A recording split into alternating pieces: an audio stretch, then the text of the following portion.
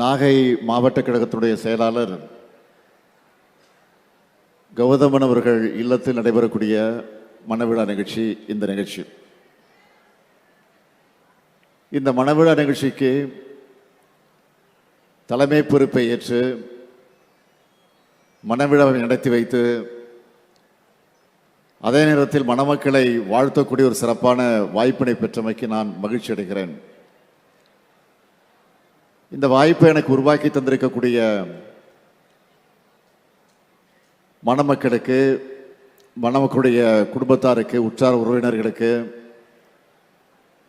குறிப்பாக நம்முடைய மாவட்ட செயலாளர் கௌதமன் அவர்களுக்கு என்னுடைய இதயபூர்வமான நன்றியை, வணக்கத்தை நான் தெரிவித்துக் கொள்ள விரும்புகிறேன். கடந்த 1ஆம் தேதி, அதாவது நேற்று முன்தினம் என்னுடைய பிறந்த நாள் முடிந்திருக்கிறது. ஆக அந்த பிறந்த நாள் முடிவுற்று 2 நாட்களுக்கு பிறகு என்னுடைய தாய் மண்ணாக விளங்கி கொண்டிருக்கக்கூடிய இந்த மண்ணுக்கு வந்திருப்பதிலே நான் மிகுந்த மகிழ்ச்சி அடைகிறேன்.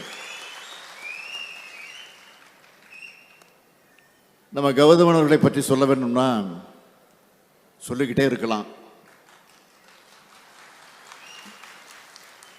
எல்லாரும் சொன்னாங்க, பேசுனவங்கெல்லாம் சொன்னாங்க.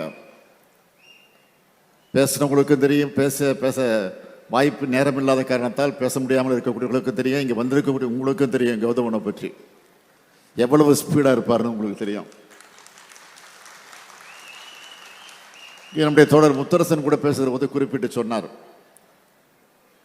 தேர்தல் நேரத்தில் கூட்டணி கட்சி தோழர்கள்லாம் கௌதமனை பார்த்து பயப்படுவாங்க என்று சொன்னார். பேசுகிற பேச்சு வேகமாக இருக்கும், அதை பார்த்து பயப்படுவாங்க என்ற உணர்வோடு சொன்னார். நான் கூட அப்போ சொன்னதாக சொன்னார், டோன் அப்படி இருக்குன்னு.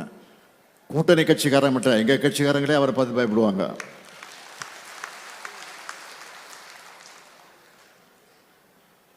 ஏனென்றால் பல நேரங்களில் இந்த மாவட்டத்தை சார்ந்திருக்கக்கூடிய சில தோழர்கள் இடத்துல தலைமை கழகத்திற்கு வந்து, அறிவாலயத்திற்கு வந்து கௌதமனை பற்றி புகார் சொல்லுவாங்க.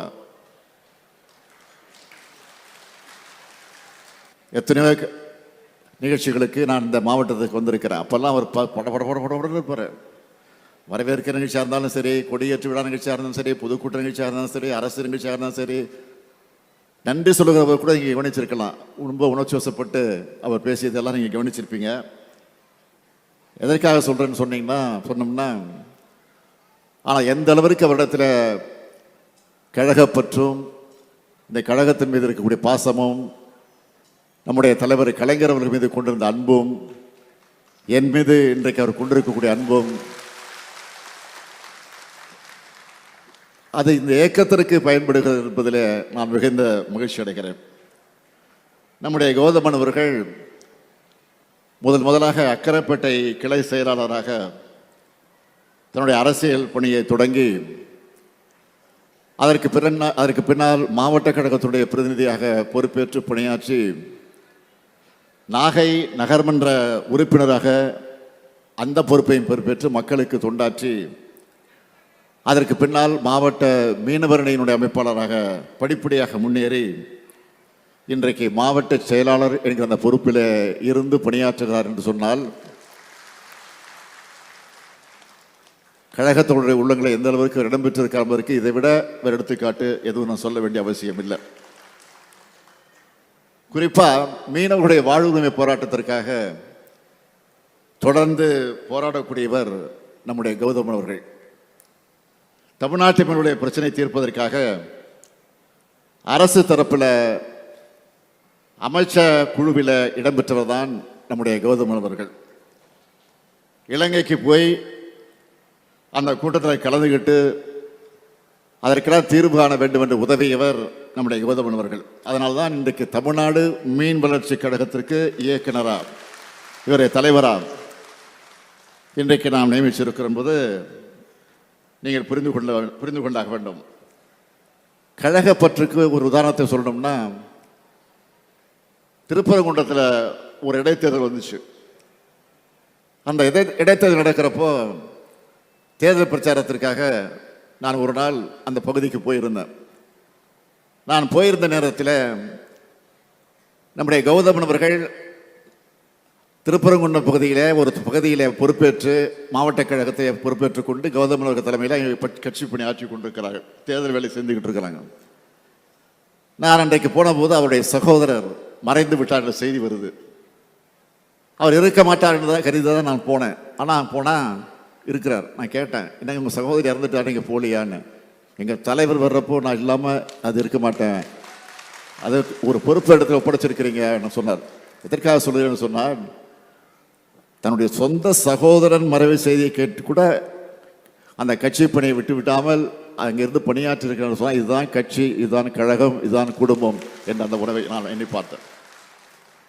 ஆக அப்படிப்பட்ட குடும்ப பாச உணர்வோடு நாமெல்லாம் இன்றைக்கு அவருடைய இல்லத்தில் நடைபெறக்கூடிய இந்த மனவிழா நிகழ்ச்சிக்கு வருகை தந்து மணமக்களை வாழ்த்தி கொண்டிருக்கிறோம். அண்ணா அறிவாலயத்தில் 1ஆம் தேதி அன்று நான் கழக தொடர்களை பிறந்தநாளை ஒட்டி சந்தித்த போது வாழ்த்துக்களை பெற்ற போது கிட்டத்தட்ட 9 மணிக்கு தொடங்கி மதியம் 3 மணி வரையில் ஏறக்குறைய ஒரு 4.5 மணி நேரம் நின்று எல்லா தொழிலத்திலும் அவர் தந்த பரிசுகள், படங்கள், புத்தகங்கள், அவர்கள் வீட்டில் விளைவித்த கீரை வகைகள், காய்கறி வகைகள் அத்தனையும் கொண்டு வந்து என்னிடத்தில் கொடுத்த அந்த அன்பை பரிமாறினார்கள். அந்த 4.5 மணி நின்று கொண்டிருந்த போது எனக்கு பக்கத்தில் 5-6 பேர் தொடர்ந்து நின்று கொண்டிருப்பார்கள். அதில் முக்கியமாக நம்ம டிஆர் பாலு, அடுத்தது பொன்முடி, எம்ஆர்கே பன்னீர்செல்வம், நேரு. ஆனால் இவங்களாம் 4 மணி நேரம் நின்னாங்கன்னா நிற்கல, ஒரு அரை மணி நேரம் நிற்பாங்க, போயிடுவாங்க. நிற்க முடியாது. நான் தான் தொடர்ந்து 4 மணி நேரம் நின்னேன். ஏன் 4 மணி நேரம் நிற்கக்கூடிய அந்த தெம்பு எனக்கு கிடைச்சதுன்னா, நம்முடைய தோழர்கள் வந்து இன்முகத்தோடு மலர்ச்சியோடு அந்த கைத்தறி ஆடைகள் அணிவிக்கிற போது, வாழ்த்து சொல்கிற போது எனக்கு கால் வலிச்சது. ஆனால் அந்த முகத்தை பார்க்குற போது, மகிழ்ச்சியை பார்க்குற கால் வலி எனக்கு தெரியாமல் போய்விட்டது. அதுதான் உண்மை. ஆக இந்த நிலையில் இன்றைக்கு கழகத்தை குடும்ப பாச உணர்வோடு இன்றைக்கு நாம் இருந்து கொண்டிருக்கிறோம். ஆக அந்த பாச உணர்வோடு இன்றைக்கு நம்முடைய கௌதமன் அவர்கள் தன்னுடைய இல்லத்தில் நடைபெறக்கூடிய மனவிழா நிகழ்ச்சியில் நாமும் கலந்து கொண்டு வாழ்த்தி கொண்டிருக்கிறோம். ஆகவே இன்றைக்கு நாம் எதிர்நோக்கி இருக்கக்கூடிய பிரச்சனை என்ன என்பது உங்களுக்கெல்லாம் நன்றாக தெரியும். மும்மொழி கொள்கையை கட்டாயப்படுத்தி கொண்டு வந்துவிட வேண்டும் என்று இன்றைக்கு ஒன்றிய அரசு திட்டமிட்டு கொண்டிருக்கிறது. அதேபோல் தொகுதி மறுசீரமைப்பு, அதையும் கொண்டு வந்து எப்படியாவது தமிழ்நாட்டினுடைய அந்த உரிமையை, அந்த எண்ணிக்கையை குறைக்க வேண்டும் என்பதில் கவனத்தை செலுத்தி கொண்டிருக்கிறது என்பது உங்களுக்கு தெரியும். அதனால தான் வருகிற 5ஆம் தேதி நாம் அனைத்து கட்சி கூட்டத்தை கூட்டியிருக்கிறோம். தமிழ்நாட்டில் இருக்கக்கூடிய 40 கட்சிகள் யார் யார் தேர்தல் ஆணையத்தில் பதிவு செய்திருக்கிறார்களோ அந்த 40 கட்சிகளுக்கு அழைப்பு விடுக்கப்பட்டிருக்கிறது. பெரும்பாலும் வருவதாக நமக்கு செய்தி அனுப்பியிருக்கிறார்கள். ஆனால் குறிப்பிட்ட ஒரு சிலர் நாங்கள் வர வாய்ப்பில்லை, வர முடியாதும் என்னும் செய்திகளை வெளியிட்டிருக்கிறார்கள். நான் அவர்களெல்லாம் இந்த நேரத்தில் கேட்டுக்கொள்ள விரும்புவது, வர இயல முடியாது, வர முடியாது என்று சொல்லியிருக்கக்கூடியவர்கள் கொஞ்சம் சிந்தித்து பார்த்து, ஏதோ தனிப்பட்ட திமுகவுக்கோ தனிப்பட்ட உங்களுக்கோ பிரச்சனை இல்லை, இது தனிப்பட்ட கட்சிக்கு அல்ல, இது அரசியலாக நீங்கள் பார்க்காதீர்கள். நம்முடைய உரிமை, நம்முடைய தமிழ்நாட்டினுடைய உரிமை. இன்றைக்கு 39 எம்பிக்கள் இருந்து கொண்டிருக்கிறார் என்று சொன்னால், அவர்களை வைத்துக்கொண்டே போராடி கொண்டிருக்கிறோம் என்று சொன்னால், அதையும் மீறி இன்றைக்கு இன்னும் சில நாடாளுமன்ற உறுப்பினர் இருந்தால்தான் நாம் எண்ணக்கூடிய எண்ணங்கள் எல்லாம் நிச்சயமாக நிறைவேற்றப்பட முடியும். ஆக அதையெல்லாம் நீங்கள் சிந்தித்து பார்த்து, நான் மீண்டும் இந்த திருமண விழாவின் மூலமாக எல்லா கட்சி தலைவர்களுக்கு நான் கேட்டுக்கொள்ள விரும்புவது, வர முடியாதவர்களும் தயவு கூர்ந்து வர வேண்டும், வர வேண்டும், வர வேண்டும் என்று இந்த கூட்டத்தின் வாயிலாக நான் அழைப்பு விடுக்கிறேன். இதில் கௌரவம் பார்க்காதீர்கள். இவன் என்ன அழைப்பது, நாம் என்ன போவது என்று நினைக்க வேண்டாம். இது தமிழ்நாட்டுடைய பிரச்சனை. அதை சிந்தித்து பார்த்து நீங்கள் வர வேண்டும் என்ற இந்த நேரத்தில் நான் அழைப்பு விடுத்து, நம்முடைய கௌதமன் அவர்கள் இல்லத்தில் நடைபெறக்கூடிய இந்த மனவிழா நிகழ்ச்சியை முடித்துவிட்டு அடுத்து அரசு நிகழ்ச்சிக்கு போனோம். அப்புறம் கௌதமன் ஏற்பாடு செய்திருக்கக்கூடிய இன்னொரு நிகழ்ச்சி இருக்குது. மாவட்ட கழகத்துடைய அலுவலகத்தில் கட்டடத்தை திறந்து வைத்து நம்முடைய அண்ணா சிலை, கலைஞர் சிலையை திறந்து வைக்கக்கூடிய அந்த நிகழ்ச்சி ஏற்பாடு செய்யப்பட்டிருக்கு. அதற்கு செல்ல வேண்டும். நம்முடைய கௌதமன் எவ்வளவு சாமர்த்தியசாலி என்பதற்கு ஒரு உதாரணம், திருமண விழாவை மட்டுமல்ல கட்சி நிகழ்ச்சியும் சேர்த்து ஒரு கல்லில் 2 மாங்காய் என்று சொல்லுவாங்களே, ஒரு கல்லில் பல மாங்காய் அடிக்கக்கூடிய வல்லவர் நம்முடைய கௌதமன் அவர்கள். ஆக அந்த உணவோடு இந்த திருமணத்தை நடத்தி கொண்டிருக்கிறார். ஆக அப்படிப்பட்ட திருமணத்தில் நானும் கலந்து கொண்டு மணமக்களை வாழ்த்துவதிலே பெருமைப்படுகிறேன். தமிழ் பெயர்களை சூட்டி தலைவர் கலைஞர் அவர்கள் இந்த தமிழ் மொழிக்கு செம்மொழி என்கிற அந்தஸ்தை பெற்று தந்திருக்கிறார்கள்.